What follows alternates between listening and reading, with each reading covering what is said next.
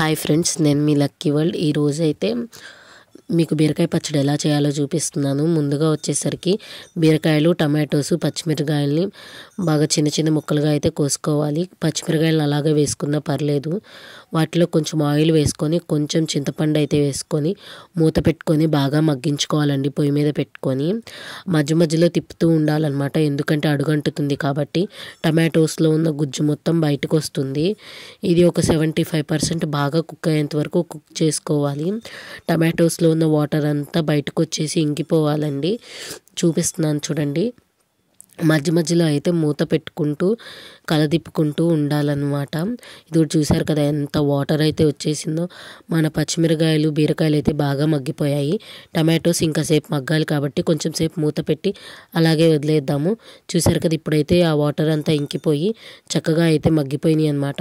ఇప్పుడు వీటిని ఒక 5 minutes పాటు చల్లారనిచ్చి మనం మిక్సీ అయితే వేసేసుకుందాము. నేను అంతా ఒకసారి యాడ్ చేసేసుకుంటున్నానండి, ఎందుకంటే నేను కొంచెం పచ్చడి చేశాను అనమాట. ఇప్పుడు ఇందులో కొంచెం రుచికి సరిపడా సాల్ట్ అయితే యాడ్ చేసుకోవాలి. సాల్ట్ యాడ్ చేసుకొని కొంచెం కచ్చాబచ్చాగా మిక్సీ అయితే పట్టుకోవాలన్నమాట. మిక్సీ పట్టుకున్నాక సేమ్ బాండీ ఉంటుంది కదండి, ఆ బాండీలో కొంచెం ఆయిల్ వేసి కొన్ని తిరగమాత గింజలు అయితే యాడ్ చేసుకోండి. తిరగమాత గింజల్లో పచ్చెనపప్పు తక్కువ ఉంటే పచ్చెనపప్పు అనేది ఎక్కువ యాడ్ చేసుకోండి.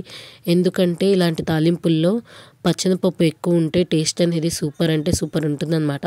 పచ్చెనపప్పు కూడా బాగా వేగిన తర్వాత కొన్ని కరివేపాకు అయితే యాడ్ చేసుకున్నాను. అవి కూడా బాగా వేగిన తర్వాత, నా దగ్గర అయితే ఎండుమిరగాయలు లేవండి.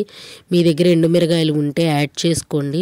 ఎండుమిరగాయలు యాడ్ చేసుకోవడం వల్ల కొంచెం కారం ఫ్లేవర్ తగులుతుంది, పచ్చడి కూడా టేస్ట్గా ఉంటుంది. ఇప్పుడు మనం మిక్సీ పట్టిన పచ్చడి ఉంది కదండి, ఇది ఈ తిరగమాతలో అయితే వేసుకొని ఒక 2 minutes పాటు మీడియం ఫ్లేమ్లో కలుపుకుంటూ ఉండాలి.